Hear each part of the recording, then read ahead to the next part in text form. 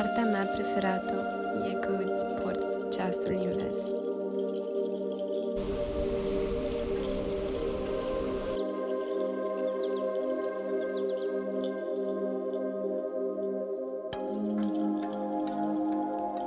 Și că împăturești hainele așa cum nu am mai văzut. Că ești despre fapte și nu despre cuvinte.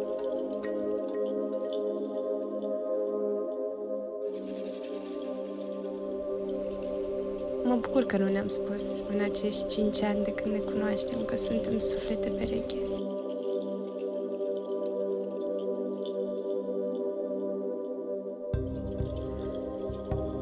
Mă bucur că noi nu am vorbit, ci doar ne-am demonstrat.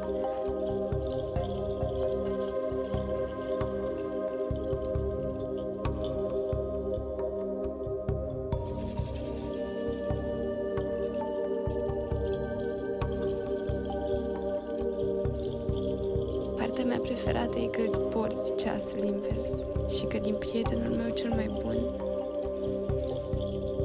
te-ai transformat în sufletul meu pereche.